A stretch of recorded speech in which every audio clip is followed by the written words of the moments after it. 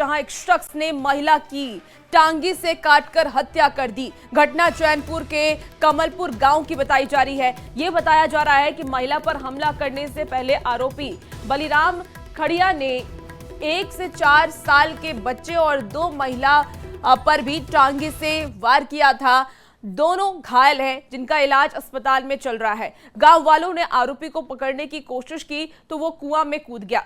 Police ने आरोपी को कुआं से निकाला और उसे हिरासत में लेकर के पूछताछ कर रही है और ये पता लगाने की कोशिश कर रही है कि उसने इस वारदात को अंजाम आखिर क्यों दिया। रूप में आया और पानी मांग रहा था तो पानी निकाल के दे रही थी। जैसे पानी को देने के लिए हाथ लंबाई और ऐसे टांगी में काट दिया और इसको बस नहीं ये थी किया है और उसे पहले भी 3 आदमी को नुकसान पहुंचाया है ये लोग। गिरिडीह के डुमरी प्रखंड के पंचायत सेवक सुखलाल महतो ने खुदकुशी की कोशिश की। रांची में इलाज के दौरान उसकी मौत हो गई। परिवार वालों का यह कहना है कि बीडीओ और कुछ अधिकारी प्रताड़ित करते थे, जिसके कारण जहर खा करके खुदकुशी कर ली। इस मामले में डीसी ने 4 सदस्यीय जांच टीम का गठन किया। टीम ने समीक्षा बैठक में मौजूद पंचायत सचिवों से पूछताछ की। डुमरी विधायक जयराम महतो ने भी कृषि मंत्री से पत्र लिख करके मामले की जांच की मांग की है। बताया ये जा रहा है कि कुछ दिन पहले प्रखंड कार्यालय में बीडीओ ने पंचायत के सेवकों के साथ बैठक की थी, जिसमें सुखलाल महतो को फटकार लगाई थी और इसी से आहत होकर के सुखलाल महतो ने जहर खा करके जान दे दी। अब जांच टीम आरोपों की पड़ताल कर रही है। क्या कर ले लो? वीडियो यार पापा के जब भरी सभा में कुछ नहीं हो गया। कब? कुछ दिन पहले डेट पता। अच्छा, उसके बाद क्या हुआ? उसके बाद पता नहीं, फिर बोले जलील करना, ऐसा करना वैसा करना। फिर हमको अच्छा नहीं लगा, हमको इस तरह से हमको काम नहीं करना। चलिए खबर अब आपको देवघर से बताते हैं, जहां सदर अस्पताल के प्रसूति वार्ड में जन्म के बाद एक नवजात की मौत हो गई। परिवार वाले डॉक्टर पर लापरवाही का आरोप लगा रहे हैं। उनका यह कहना है कि इलाज के दौरान सदर अस्पताल में घोर लापरवाही बरती गई है। इस दौरान सदर अस्पताल के स्टाफ ने 3000 रुपए भी लिए। आरोप है कि परिजनों ने 6000 रुपए की मांग की थी। नवजात की मौत के बाद परिवार वालों ने पूरे मामले की जांच और इलाज में लापरवाही बरतने वालों पर कार्रवाई की मांग की है। मेरा बाबू भी नहीं रहा, आज तो मेरा बाबू चले गया। अब तो मेरी बेटी अभी रो रही है कि आज जो मेरा बाबू चाहिए, अभी बाबू हम कहाँ से देंगे। अभी बोलती है बाबू दो ना तो हम मर जाएंगे। वो पूरा छटपटा रही है। भ्रष्टाचार के कारण मेरा बाबू आज मेरा बेटा नहीं है, वही मेरा नाती पहला संतान हुआ था। कितना पैसा दिए थे? 3000 जमा दिए और बोले बाद में देंगे।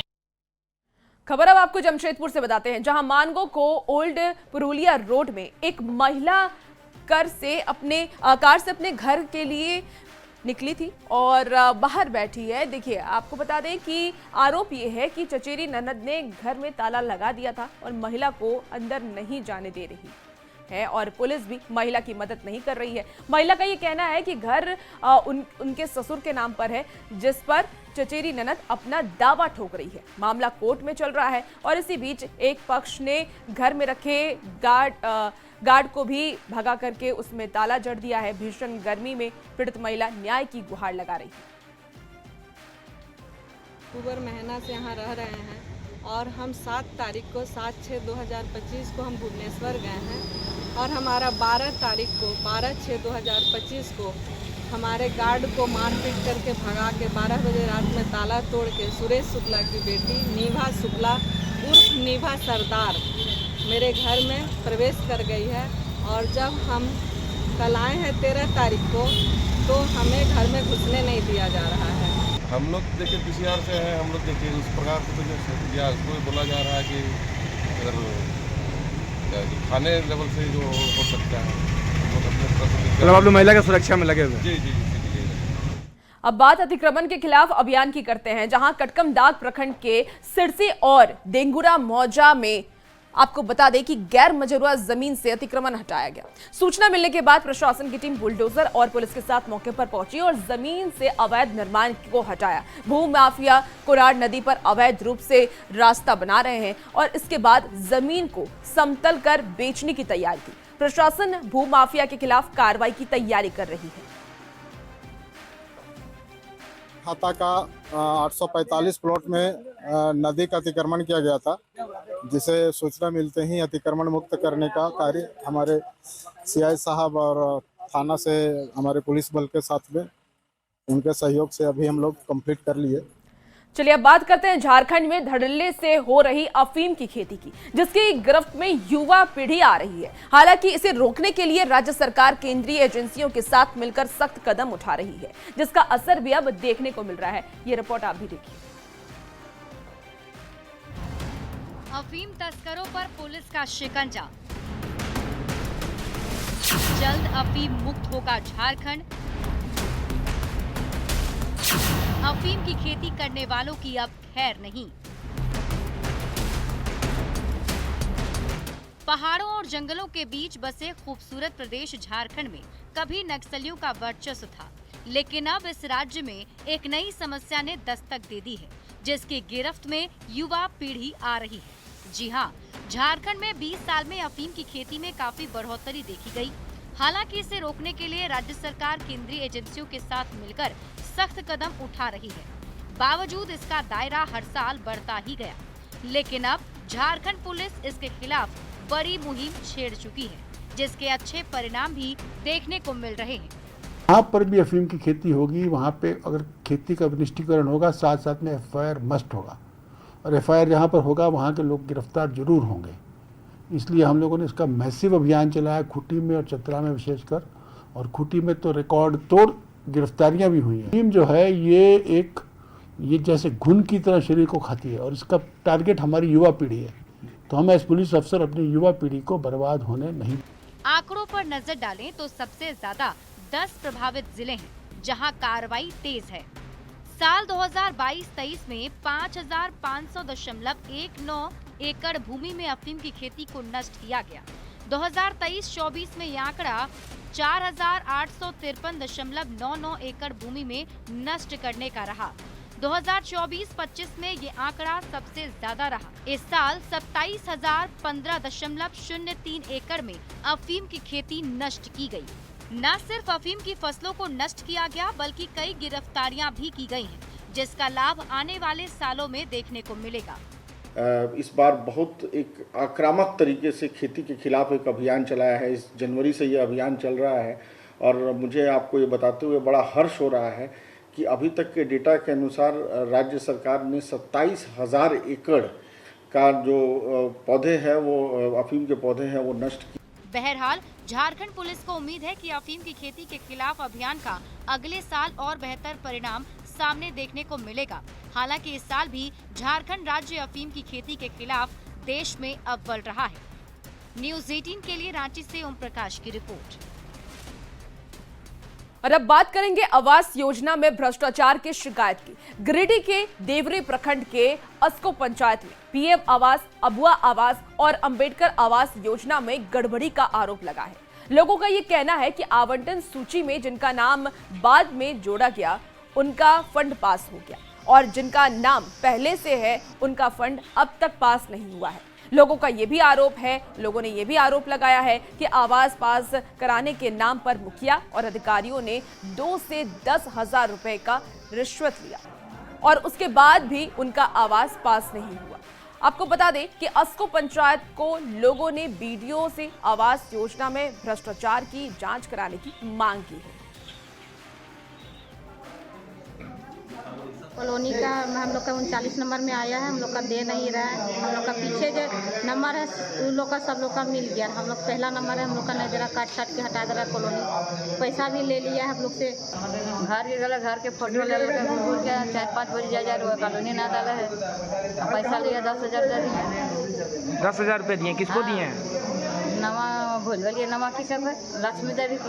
कौन है लक्ष्मी देवी? मुखिया नाकुल माता। अधिकारी से ही मांग करना चाहता है कि हमारे आवास जो है वो मिले, मुझे प्राप्त हो। सभी लाभुक से पैसा लिया जाता है, जियोटेक के नाम पर, लेबर में पैसा डलाने के नाम पर, आवास लेने के नाम पर। तो हम लोग DC साहब और BDO साहब से ही मांग करते हैं इसमें जो दोषी अधिकारी है उसमें कार्रवाई हो, मुखिया हो या जो भी ऑपरेटर हो। चलिए खबर अब आपको धनबाद से बताते हैं, जहां मैथन में IIT ISM की एक शाखा का कैंपस बनेगा, और इससे पहले 4 दीवारी का निर्माण हो रहा है। कई घर चार दीवारी के अंदर आ रहे हैं और जिन्हें खाली कराने का नोटिस भी दिया गया है। लोगों का ये कहना है कि वो किसी कीमत पर घर नहीं छोड़ेंगे। लोगों ने सांसद ढुल्लू महतो से घर बचाने की गुहार लगाई है। सांसद ने डीसी से बात कर समाधान निकालने का भरोसा दिया। कहाँ से बना पाएंगे? आश्वासन तो दिए हैं कि वो बात करेंगे, फोन तो हम लोग के सामने किए, सारे पब्लिक के सामने फोन लगाए पर फोन नहीं रिसीव हो पाया, तो बोले हम रात को बात करके उनसे बात करके आप लोग को खबर करेंगे। हमारा घर एक बना हुआ है, बहुत मेहनत से हम लोग घर बनाए, नौकरी चाकरी है ना, हम लोग सिर्फ कपड़ा धुलाई करके ही ये सब खड़ा किए। अब इसमें बोलते हैं कि तोड़ दें, तो हम लोग को तो बहुत तकलीफ होता है, खाना पीना सोना हम लोग का हराम हो गया है। बस यही हमरा चाहिए, मुआवजा भी नहीं चाहिए, कुछ नहीं, हमारा घर सिर्फ बचा दे। देखिए, केंद्र सरकार का ये फंड है, ISM का यहाँ कुछ पार्ट को बनना है और इसमें सर्वे करवाने के दौरान पता चला कि यहाँ पे जो 10-20-50 वर्षों से बसा हुआ कुछ गरीब लोग हैं, इनके घर को उजाड़ना चाह रहा है। तो ये इस तरह से अचानक किसी के घर को उजाड़ना गलत है। हम इस पर उपायुक्त महोदय से बात करेंगे। और अब बात पावर कट से बड़ी परेशानी की करते हैं। रामगढ़ जिले में 10 से 12 घंटे तक बिजली की कटौती हो रही है, जिससे लोग परेशान हैं। बिजली विभाग का यह कहना है कि डीवीसी के एक यूनिट में खराबी आई है, जिसके कारण पर्याप्त बिजली की आपूर्ति नहीं हो पा रही है। जल्द ही इस समस्या को ठीक कर लिया जाएगा। पड़ रही है और इस गर्मी के बीच बिजली ने भी लोगों को परेशान कर रखा है। 10 से 12 घंटे तक बिजली की कटौती हो रही है और इस वक्त मैं मौजूद, अब देख सकते हैं विद्युत कार्यपालक अभियंता के कार्यालय के पास में। यहाँ पर 2 डिवीज़न है, एक कुज्जू एक रामगढ़। अब देख सकते हैं यहाँ पर 10 से 12 घंटे बिजली की कटौती हो रही है भीषण गर्मी में। इसके कारण व्यापारी का व्यापार प्रभावित हो रहा है, छात्रों को पढ़ाई में परेशानी हो रही है, घर में जो गृहिणी है उन्हें भी परेशानी हो रही है, आम लोग भी काफ़ी परेशान चल रहे हैं। अभी देखिए गर्मी जिस प्रकार से अपने प्रचंड ताप पर है, इस स्थिति में अभी लाइन का कटौती जो किया जा रहा है, इससे रामगढ़ जिला में त्राहिमाम पब्लिक कर रही है। 10 घंटा कटौती होता है, बच्चों लोग को पढ़ाई लिखाई में भी प्रॉब्लम हो रहा है और समस्या कारण क्या है कि थोड़ा सा लूटपाट का भी दिक्कत होता है, चोरी चकारी का भी आशंका रहता है। आम लोगों को काफ़ी परेशानियों का सामना करना पड़ रहा है, व्यापार प्रभावित हो रहा है, छात्रों की पढ़ाई प्रभावित हो रही है और आम जनजीवन पर इसका सीधा असर देखने को मिल रहा है। आपको बताना चाहेंगे कि रामगढ़ जो है मुख्यमंत्री हेमंत सोरेन का गृह जिला है। जावेद खान, न्यूज़ 18 रामगढ़। हूल दिवस के मौके पर संथाल परगना में कांग्रेस कार्यक्रम की तैयारी कर रही है। पाकुड़ से लेकर के साहिबगंज तक कांग्रेस के नेता पदयात्रा करेंगे और कांग्रेस की इस तैयारी पर बीजेपी ने तंज कसा है। ये कहा कि कांग्रेस ने आदिवासियों का सबसे ज्यादा शोषण किया है और ये यात्रा सिर्फ एक दिखावा है। कांग्रेस साहिबगंज में पदयात्रा भी करने जा रही है और इसके लिए प्रदेश कांग्रेस अध्यक्ष ने एक कमेटी का भी गठन किया है, जो वहां जा कर के पूरी तैयारी के साथ इस पदयात्रा को सफलता प्रदान करेगी। कांग्रेस ने जितना आदिवासियों का शोषण किया उतना किसी ने नहीं किया। झारखंड अलग राज्य की मांग को लंबे समय तक दबा कर रखा। गोवा गोली कांड में इन्होंने आंदोलनकारियों को गोली मरवा दिया, इनकी पुलिस ने उस समय। सरायकेला खरसावां गोली कांड में हजारों आदिवासियों की हत्या तत्कालीन कांग्रेस की सरकार ने कर दी। अब ये सिर्फ अपने पाप को धोने के लिए इस तरह का नाटक कर रहे हैं। मुझे लगता है कांग्रेस अपनी खोई जमीन को तलाशने के लिए झारखंड में ये सब नौटंकी कर रही है। आज फादर्स डे है और इस मौके पर मुख्यमंत्री हेमंत सोरेन ने अपने पिता शिबू सोरेन के साथ एक तस्वीर को दिखाते हुए सोशल मीडिया पर पोस्ट किया है, जिसमें उन्होंने ये लिखा कि पिता एक वट वृक्ष है जिनकी छांव में आत्मविश्वास पलता है और जड़ों से मिली सीख से जीवन का हर पल सार्थक हो जाता है। मेरे गुरु, मेरे मार्गदर्शक है मेरे बाबा आदरणीय देशुम गुरुजी। आज फादर्स डे के अवसर पर सभी को ढेरों बधाई और शुभकामनाएं, जोहार। तो ये पोस्ट एक्स पर किया गया है और तस्वीरें भी देखिए। शिबू सोरेन के साथ हेमंत सोरेन ने अपने एक तस्वीर को साझा किया है, जिसमें उन्होंने इस प्रेम को जाहिर किया है। एक पोस्ट भी एक्स पर किया है उन्होंने और आज फादर्स डे की ढेरों शुभकामनाएं हेमंत सोरेन देते हुए नजर आ रहे हैं। तो देखिए ये तस्वीर भी उनके पिता के साथ हेमंत सोरेन की ये तस्वीर जो उन्होंने अपने सोशल मीडिया हैंडल से शेयर किया है।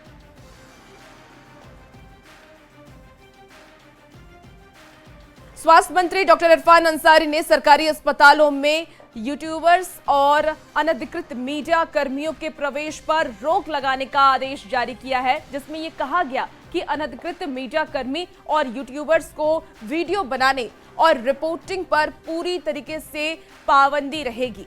स्वास्थ्य मंत्री के इस फरमान पर बीजेपी ने निशाना साधा।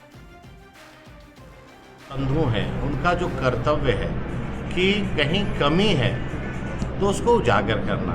हम लोग अगर विपक्ष में हैं तो विपक्ष का दायित्व तो है कि सरकार की जो कमी है उसको इंगित करना और उसका समाधान के लिए सरकार का ध्यान आकृष्ट करना। अब ये कांग्रेस का पुराना चरित्र है, जो इरफान अंसारी जी ने बयान दिया, उनका ये पुराना कांग्रेस का है। आपको इमरजेंसी याद होगा कि उस समय पत्रकार जेल में थे, मीडिया पर बैन था और सरकार अपने प्रिंट मीडिया चलाती थी, तो कहीं ना कहीं पत्रकारिता पर ये रोक लगाने का प्रयास है।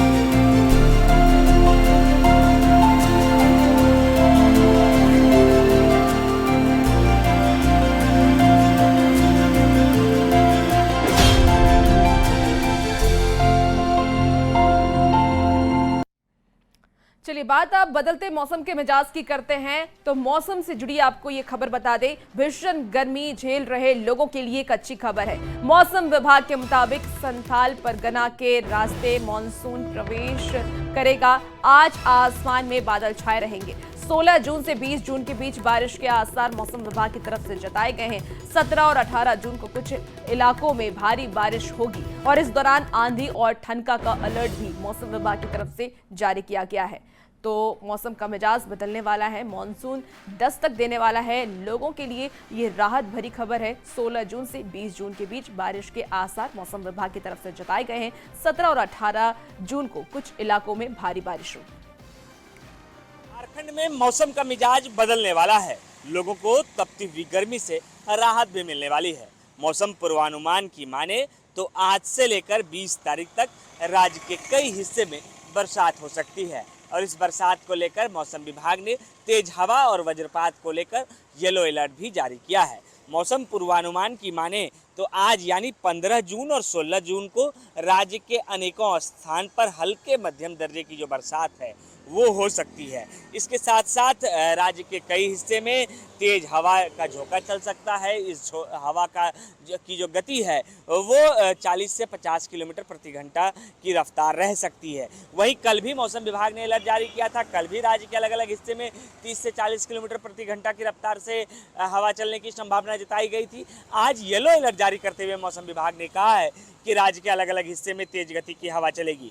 वहीं कल जो है वो भारी बरसात और कई इलाके में भारी वर्षा की संभावना जाहिर की गई है और इस दौरान भी तेज हवा को लेकर अलर्ट जारी किया है। हालांकि पिछले 2 दिनों से मौसम की बात करें तो तपती हुई गर्मी से लोगों को राहत नहीं मिली है। अब उम्मीद जताई जा रही है कि जब ये बरसात होगी तो लोगों को गर्मी से राहत मिलेगी। पिछले 2 दिनों में तापमान में भी 1 से 2 डिग्री की बढ़ोतरी देखने को मिली है। अब देखना होगा कि आज जब मौसम पूर्वानुमान के मुताबिक बारिश होनी है तो किस तरीके की बरसात होती है और मानसून का प्रवेश होता है।